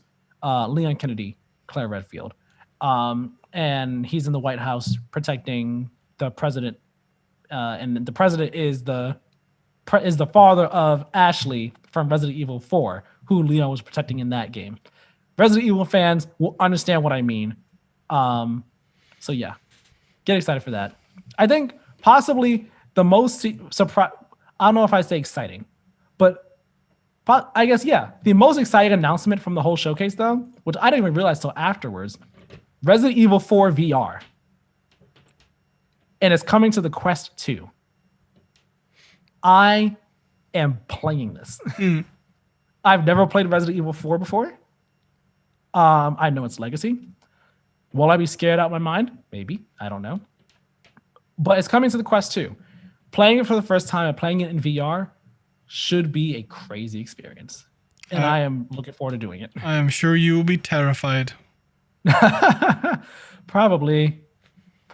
Just look, I'm just walking in VR. I'm just like, then I hear the chainsaw. I'm just like, oh dear God, no. Oh no, where are you? Where are you? The chainsaw guy just comes at me in my face. Oh dear, that's gonna be terrifying. Do you remember a while ago? I think we talked about Resident Evil 4 getting a remake that like Capcom kicked people off. Yeah, is that this? No. Okay, just checking. This would no. That's more like the Resident Evil 2 and 3 remakes. Yeah, that's why the same style, but like that remake is like a full big blown. Yeah, that's what I was thinking. But I saw this and I'm like, if that's the remake that they were making, then people are gonna be pissed. No. They would be very clear. Yeah. When it's that remake. But yeah, we'll hear more about this on April 21st at the Oculus Gaming Showcase. Yep. So be sure to watch that if you want to see more about Resident Evil 4 VR. So yeah, that was everything from the Resident Evil Showcase. I'm very excited though for Village. I honestly might end up getting that game when it comes out. I'm trying to decide if I'm going to get it when it comes out or just like later on in the year. Just because time. I don't know if I have the time to get it when it comes out. But I actually think I want to play that game. Me too. I'm, like I say, usually not a Resident Evil person, but there's something about this game that's like, play me. Yeah, and then you're going to be sitting there saying, kill me, please. Yeah. Kill me. Yeah. Brain, why did you do this? Why did you make me buy this game? You're going to see Lady Dimitrescu pick up her vanity and just toss it across the room. You're going to sit there and be like, could that be me? Why can't that be me? Alrighty, but that's all the news for this week. Let's talk about what we've been playing this week. I finished Outriders. Okay. The campaign. I said this on Twitter when I finished it. I would give this game like a 6, maybe a 6.5 at a push. Like, yeah, I saw that tweet. It's not bad. The gameplay is fun. It has really, really cool character and enemy design. I really like that. The loot that you get is, it does make you feel like you're progressing. The skills are useful sometimes, but overall, the story was a bit lackluster. I really didn't enjoy the ending. I don't feel like it came to a satisfying conclusion. And I said on Twitter there's unrewarding character progression. I mean that in the sense of like the class point system where it's like, spend a point to get 10% extra health, or when like a certain number of enemies are within like close distance to you like your assault rifle damage is increased by 8% for every enemy. Like, they're fun. Yeah, they make your character a bit stronger, but I don't feel like they added much. I don't feel like they changed my gameplay experience. And like throughout the entire like class point system, there's like it's like 3 tiers you can go down. It's probably worth knowing I was playing as the Trickster. Ooh, okay. Yeah, I remember you told me about that. Yeah. So, but like there wasn't anything in that kind of like skill tree section that I was like, I have to have that skill, or oh, that's really gonna change the way I play my character. It's just like, yeah, I'll get 10% extra health, sure. Like to me that didn't really add anything. It didn't really feel like it made much of a difference. So yeah, if I was to score the game, I'd give it like a 6.5. I like going into it about halfway through the campaign. I was like, I'm gonna finish the story because I want to see where it plays out. Which once I finished it, I was like, wow, I didn't need to finish this. But I currently don't have any intention to play that game until maybe the release DLC. But that's dependent on two things. One, the game stays in Game Pass because I'm absolutely not paying for it. And two, if the DLC also goes into Game Pass or is reasonably inexpensive, like £15, which I don't think it will be. But yeah. If you have Game Pass, maybe try it out if you have nothing else to play, but I wouldn't recommend anyone spend money on it. Yeah, I feel like I've seen a whole lot of, like I said last week, I've seen a lot of responses that are like going back and forth on the game. Yeah. Where someone's like saying like, this game is a whole lot of fun, it's awesome. And then other people like, the game sucks. And then people that are like, the game's not all that great, but like some of the powers are fun though. Yeah. And I've seen other people say, do you think we're all just like actually playing this game and enjoying it because there's nothing else out right now? Like, is that the reason why we're all actually like on this game? Yeah. No, I mean, I want to make this clear. I don't think it's a bad game. Overall, the game's okay. The game's. I wouldn't necessarily call it like good or great, but it's pretty okay. Like the gameplay itself is. There is potential for this game to be good. The good thing about games like this is that, you know, they might not necessarily launch the best, but, you know, they can add DLC, they can add improvements, they can add stuff over time that could make the game more enjoyable to play. Look at Destiny 2. Destiny 2 launched and everyone was like, there's no story, it sucks, it's the same as Destiny 1. And now I would argue Destiny 2 is pretty damn good. So I'm gonna keep my eye on what Square Enix do with this game, but I don't have any intention right now to play it again. It's a good thing it launched in Game Pass. It's a good thing it launched in Game Pass. I'm very glad I didn't spend money on it.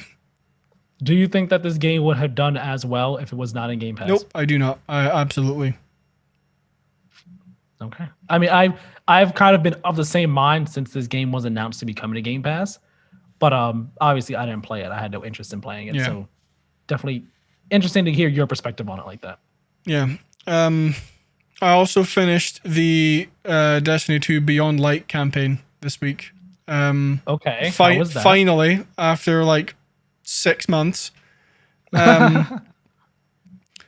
It's not my favorite DLC. It was pretty good. I fairly enjoyed the story. I'm absolutely using the new Stasis subclass from now on. That's by far my favorite subclass. Okay. But no, the story for Beyond Light is very interesting. I don't actually know if I'm 100% done with it or not. I'm fairly sure I've done the main story and I'm just doing like tidy up stuff at the end.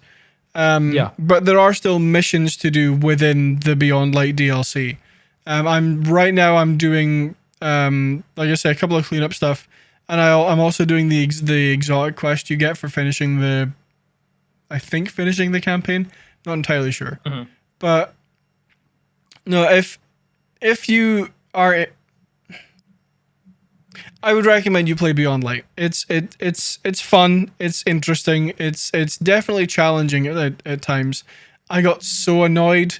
I was killing a tank. I was killing like one of those big fallen like walker tank things, and I got it down to like minuscule health, and then I died, and it was a no respawn zone.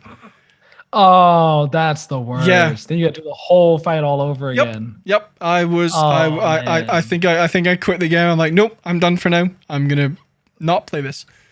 I hate that happens. But no, I would definitely recommend that if you have not played Beyond Light, I would get it. It's fairly fun. See, I haven't played since Forsaken, and I've thought about like when on the lead up to Beyond Light, I was like, oh man, makes me want to play Destiny 2 again. Maybe I should get Shadowkeep and then do that and then jump into this. But then time, man. Yeah. I don't have the time to dedicate to a game like Destiny 2. I just don't. And I know they've added so many more complex levels and systems and stuff to the game where it's just going to be like, it's basically gonna be like I'm jumping into this game fresh and just relearning everything. Yeah. And I don't. It might end up being too overwhelming for me, So Yeah. it, Well, it's a game I'm gonna sit on it for a bit. yeah. Well, crossplay is meant to come out later this year, so if you do get back into Destiny 2, I'll play with you. Okay, yay! That's exciting. And just a smaller one at the end. I played some Sea Thieves with a couple of my friends because season 2 started yesterday, I believe. I think they've made it very easy to level up in this season because I'm already leveled like 23 or 24. Nice. And we only played for 2.5, 3 hours, something like that. So it is very, very easy. We did one of the new like mega forts, I guess you could say, that they added, which takes a fair while. Like I was on the ship keeping lookout while my 3 other friends were off on the island actually doing all the work. Yeah. Because there was the server we were on, there was a level 4 Reaper ship and also like a Reaper, like another Reaper ship, but it was like a normal flag and not the Alliance flag. Anyway, so I was on the ship keeping an eye out. But I think overall it took maybe 45 minutes to an hour to do with the 3 of them. And at the end we got a large cache of loot, which we went and saw. I think I started the night with just over 3 million gold, and now I have 3.5. So just from that one fort, we made roughly, I think, 350,000 gold, and then we did other stuff as well. So yeah, I'm enjoying playing Sea Thieves again. I haven't played it in a little while. I think I'm playing it again tonight, actually. So cool. It's still definitely one of my favorite games that Xbox has ever made, hands down. Nice. Awesome. I'm happy to hear you're enjoying it. That's fantastic. My list is basically a whole lot of ones that I've been playing, been trying to get through. Played some Thumper this week. Didn't get too much through it. But I really like Thumper. Like I told you before last week when I talked about it. That game is fun. It is intense. And like when you're in the zone and like getting all the turns and getting everything back to back, like just right, it feels so good. Nailing one level, because levels can be done in like a minute. Like each the sub levels in the overall level can be done like a minute. Yeah. If you don't mess up. So like being on a roll and like getting everything in one sub level perfect, then immediately getting right into the next level and like kind of carrying that on. It feels so good. It feels great.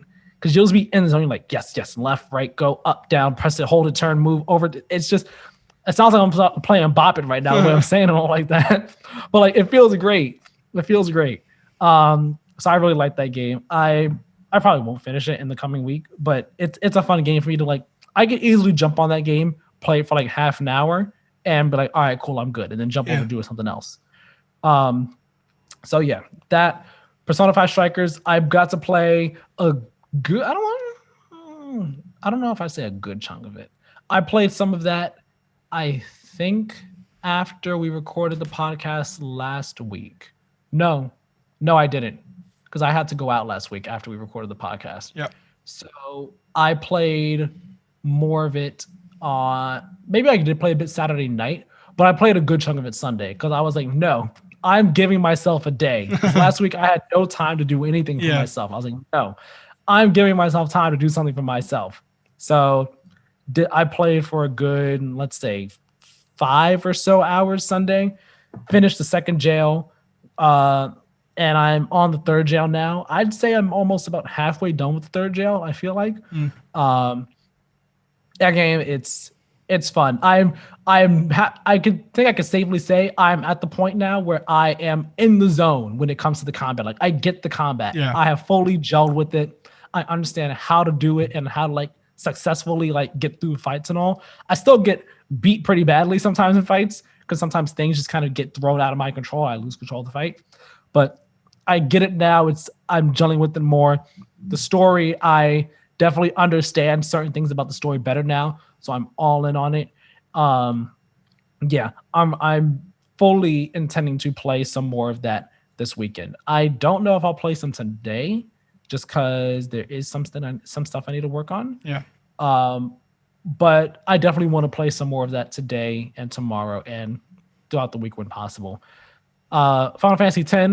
I remember a few weeks ago when I said, "Yeah, I think I'll be done with the game in like a week or so," and then I definitely vastly I think time, like things just end up doing other stuff during the week at night, but also I vastly overestimated like how much more there was to do in the game, or I guess underestimated how much more there was to do. But now I am at a point where if me and my girlfriend, if we play the game every day if we play the game tonight, tomorrow, and like every day next week, the game ideally we would be done. Yeah. By the time we record next week, because there's really not much left to do. We are, for those who have played the game, we are done with Mount Gagazet. We just basically have to leave the post-mountain area and do that boss fight after you leave the mountain. We do that. We go to Xanarkand. We do the fight there. Then we get the airship. And then after we get the airship, we're able to do some like post-game stuff. Well, do some end-game stuff. And I imagine I'll probably do like one or two of those things. And then we go to the end of the game. So try to take cutscenes into account and all like that. Because that's why I messed up before why I made the prediction. I was like, oh yeah, shouldn't take too long. I forgot. Cutscenes take time. And random encounters too. So ideally, if we're able to play every day, every night for at least 2 hours, I should be done with the game next week. Possibly. Mm-hmm. No promises on that one. I didn't give any promises last time either, but I was a bit more confident last time. I'm not giving any promises though. And part of why I'm not giving any promises is because of this fourth game on my list. Yes, this is the one I want to hear about. Because so the fourth game on my list, I have not played this game since 2018. Mm-hmm. And I haven't played it since then for very specific reasons. But this week, and like over the year, like the past year and change, I have had to fight the urge because I'm like, man, you know, it looks like fun, but it's not for me. Not into it. I don't want to do it. But this past week, I was like, I can't ignore your call. The pull is getting too strong, and you know what? I can't ignore it. Let me download you. Let me install you. Is it the latest crossover that got you to download it? I was like, let me spend money on you. Oh, you spend money on it. I said, let me spend money on you. Because this game is Fortnite. And the last time I played this game, if I'm correct, was the Infinity War crossover with the Thanos event. That's the last thing I remember playing with that game. And I had fun with the Thanos event. I have not played it since then. So yeah, they've been doing crazy crossovers. Like the Marvel, they almost got me with the Marvel crossover last year. They really almost got me with that one. Because I was like, oh man, those costumes look so cool. But I was like, not for me. The building and all, not for me. Battle Royale, not really my thing. And then, they had the last season where it's like Master Chief, Kratos, Ellen Ripley, Tron, Ryu and Chun-Li, Banana Person, like all types of crazy crossovers happening. And I'm just like, Walking Dead in there. I'm just like, come on, don't do this to me. You're really pulling me, but like, I don't want to play you because I don't like Battle Royale. I don't like all the building. I don't want to have to pay for these skins. And then you got this season going on. I was like, Lara Croft, crafting. It's like, okay, well, Lara Croft is cool. Raven, okay, that's cool. And then they announced Aloy is coming to the game. And I'm just like, here's the thing. I loved Horizon. Kratos is more of a pull for me than Aloy is. But I think Aloy was the one where I was like, you know what? I want that. And I was like, do I play the game? I was like, let's download Fortnite. So last night I downloaded Fortnite. And I spent $20 on V-Bucks so I can buy the Aloy skin. $20. And then because I got the skin, but like I got her whole pack. So it came with her skin, her spear, her back, all that jazz. So I got all that. And then I was like, do I want to buy the battle pass? I'm not going to finish it. I know I'm not going to. But do I want to buy the battle pass? And I looked at it. I was like, I said, okay, well, this is at the first level. I was like, the first Lara Croft skin's at 15. The next one's at some other point. Do I want to buy it? How much am I going to play it? And then I spent another $10 on more V-Bucks and bought the battle pass. No, not $10, $7.99, so $8, and bought the battle pass. Interesting. I have never given Epic Games money for Fortnite. All those years ago, I never did. But somehow, some way, Aloy was the one that tipped me over the edge and got me to spend $28 on Fortnite V-Bucks. I don't know what to say. I feel ashamed of myself. Viewers, look me in my eyes. I am ashamed of myself right now. I can't believe I did this, but I did. It happened. Are you having fun playing Fortnite at least? I played well. Here's what makes it all the worse. Okay, I'm not good at Fortnite. Okay, because building, I'm not good at it. I'm with you on that one. Jumping into it too after having not played for almost 3 years, it's like I'm freaking playing with 2 left feet over here. Yeah. I'm just like, jump. This is it's like it's like I'm a 40-year-old playing video games for the first time. Like, I don't know what the heck I'm doing. I'm trying to relearn how to play this game and all like that. So there's that aspect of it. And when I play Fortnite, or really any battle royale, but specifically Fortnite, because when I did Warzone a few times, I was a bit more aggressive. When I play Fortnite, I'm like, let me just like kind of hide as much as I can and not really have to fight people. So I get like a kill, maybe 2, and like get to like the last few circles. Yeah. So first match, I made it to the end, and I died. I had like 1 or 2 kills that match. Second match I won that match. I had 1, 2, I think 3 kills that match, and mainly just hiding and stuff. It was after that match. I only did 2 matches because I just time. I was like, all right, I'll stop there. Yeah. But I was like, wait a second. I remember that they do a thing where they ease you in with bots. If I'm right, like if it's your first time playing, or if you ever played in a while, I think they ease you in with bots and then slowly take more and more bots out. I'm pretty sure I only won that match because maybe the few people I was up against were bots, and that at the end, or maybe they were just like as bad as I was, because definitely was a bit too easy to get those that last kill or 2 right there. Yeah. So there's that. I did have fun, but here's what makes the whole thing of me spending the money on it so much worse. My internet is trash this week. So it's like I'm playing and it's fine at some points, but it's lagging at other points. And I'm like, bruh, like I spent money on this knowing my internet sucks this week. And this is the experience I'm having with this lagging, which is going to make me not play it. And then why did I even get to spend the money on it? I don't feel good about this. You fell for the trap. You did it. I did. I fell for the Fortnite skin money trap, and I'm not happy about it. But you know what? I spent the money. I'm going to play.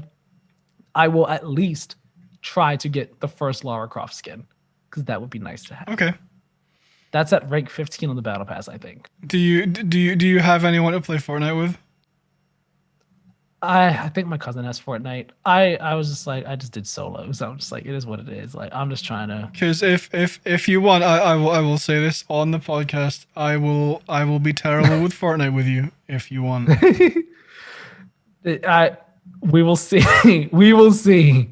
We will see. It depends on, time and other stuff. But man, they got me, Keiran. Listeners, they got you bad. They got me bad. I did not think it was gonna happen, but they got me with Aloy. Aloy was the tipping point. Not Master Chief, not Kratos, not the whole Marvel season they had with Iron Man and Wolverine and all of them and Thor. Not that. Aloy. Yeah. That's the apparently. Apparently, a character again. This is not a slight against Horizon Zero Dawn. I loved that game. I love Aloy. Great game. Great character. I love the other things way more. Yet somehow, some way, I managed to ignore their call. Yet for some reason, Aloy and this was just like, come on, Tyler. You know you want to play with us. You know you want to use her. Come do it. Come join us, Tyler. Forever and ever and ever. And they got me. So I played a bit of Fortnite last night. And that's what I've been playing this week. I'm going to wrap this up with our question of the episode now. Question of the episode real quick. Who do we think? Because we're going to go back to the whole Square Enix thing. The Square Enix possibly, the rumors about them getting acquired, but then Square Enix came out and denied it. Who do we think would buy Square Enix, though, if a company was going to do it? Now, obviously, everyone's mind is immediately going to go to Microsoft because Microsoft's been out here on an aggressive acquisition spree. Some people will say Sony because Sony's in Japan. Why would they buy them? Japanese company. Sony and Square Enix already have a tight relationship as it is, so it just makes sense. But then I also saw some people say Tencent because Tencent got money apparently. You know, and Tencent, you know, they acquire stuff. Who do you think would buy Square Enix if a company was going to do so? This is not us endorsing a company to buy Square Enix. Nope, not at all. I personally do not. When I read the rumors, I was like, oh, come on. Seriously? Can we not do this? I tweeted out. I was like, I swear, I don't want this to be a first party. I was like, if someone buys it, please let it not be a first party publisher because this will just be terrible. Yeah. And I was actually very surprised to see a lot of people saying, please don't let this be a first party if it is the case. Don't let it be Microsoft. Don't let it be Sony. If it had to be one, let it be Sony, but don't let it be either one of them, please. Yeah. I mean, really, my only two guesses would have been Sony or Microsoft purely because they are... I doubt it would be Nintendo. I very much doubt Nintendo would be like, hey, Square Enix, we're going to buy you now. No. I also, like, it would be very, very, very unlikely to be like EA, Ubisoft, Take-Two, whoever. Right. Tencent make mobile games, right? I think, but I mean, Tencent, if I'm right, they also have like their claws in Activision and Blizzard, I think. Yeah. They have their, like, they don't own the companies, but they have money involved in other companies. Epic Games might be a shout for people to buy Square Enix, actually. I mean, it's possible. Yeah. I don't know. My thought immediately went to either Sony or Microsoft. I would have guessed Sony above anyone else because of the relationship they have with Square. But who knows? Yeah, like again, like you said, my mind immediately when I read this, I was like, "Oh, son of a gun! Don't let this be." Because I thought to myself, Microsoft or Sony would be the ones to do this. Well, would be the ones looking to buy. And I saw someone say, like, you know, Microsoft was one of the companies looking to buy. And Square Enix, like, they came out tonight and said, hey, you know, we're not looking to sell. No one has expressed a desire to sell. I mean, to purchase anything from us. Just because no one's expressed a desire, though, does not mean that no one is watching and no one is looking to see. So I wouldn't be surprised if Microsoft and Sony are like actively looking at Square Enix to see, hey, what's going on here? What should we buy and all like that. And I saw some people, again, I don't want either one to buy because that would just be terrible. That'd be terrible for all involved.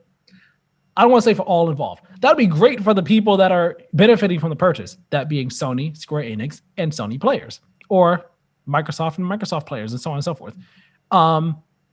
But that would be terrible for everyone who is not benefiting from that in every way, shape, or form. It's terrible for them. You know, again, we don't want consolidation like that. That's a bad thing. Yeah. We don't need that. But I saw some people say Microsoft could possibly be looking to buy them. You know, Microsoft wants to make ways into Japan. This would be a way to do it, you know. But then it could also be, I think I saw some people say like, yeah, or this might just cause Microsoft to upset a lot of Japanese people because Japanese people don't really, you know, play Xbox like that. Yeah. And this might be a way for them to be like, oh, you're going to buy, no, forget you. We're not going to do this just to get Square Enix. Although it could also be the other side of the coin where they're like, I guess we have to now in order to get Square Enix games. But then I saw some other people say, well, Sony possibly could and would be more likely to be interested in buying them because with Square Enix isn't just games. They have the merchant, they have all their merch as well. Yep. But Square Enix is also involved in some anime stuff too, and movies.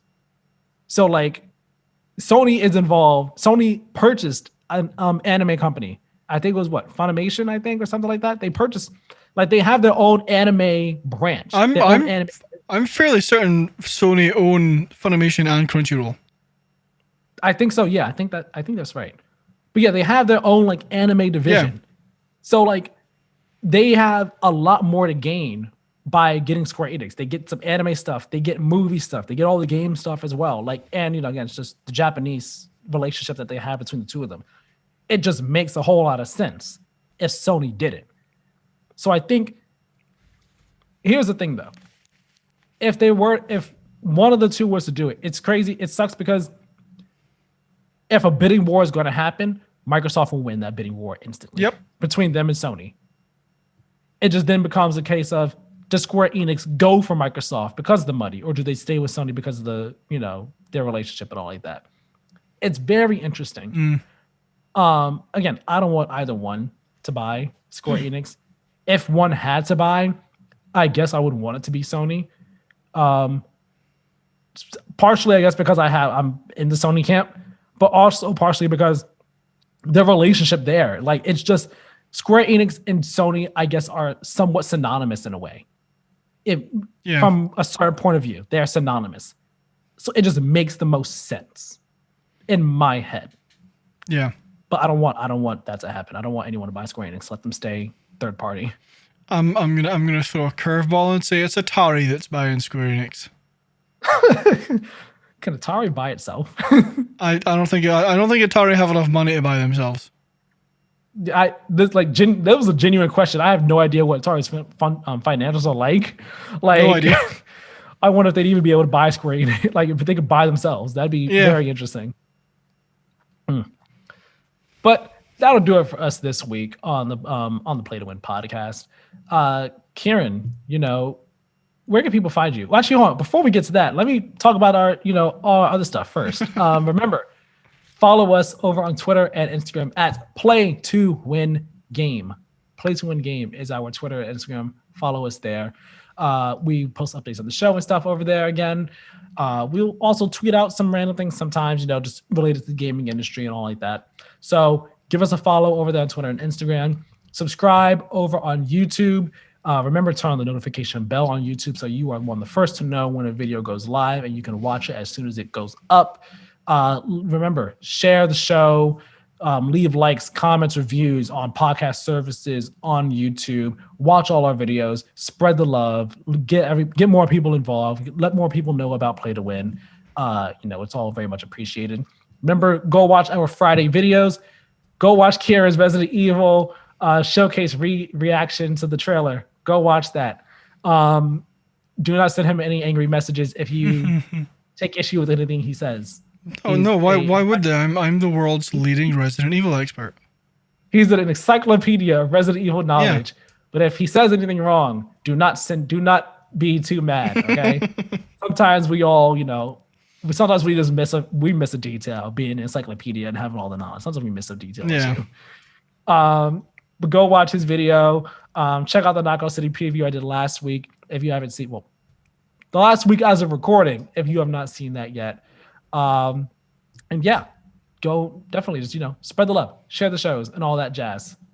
Keiran, my friend, where can people find you? You can find me on Twitter, Instagram, YouTube, and Twitch at Badlynet, BADLYNET, all one word. Fantastic. You can find me on Twitter at Tyler Miller 2496. Tweet about a lot of stuff. I like and retweet a lot of stuff, a lot of funny stuff, a lot of cool stuff. Give me a follow. Come chat with me. I like talking about stuff with people. I'm open to conversation. So yeah. With that all being said, thank you all very, very much for watching and or listening. Hope you all enjoyed, and we will talk to you all next week. Have a good one. See you all later.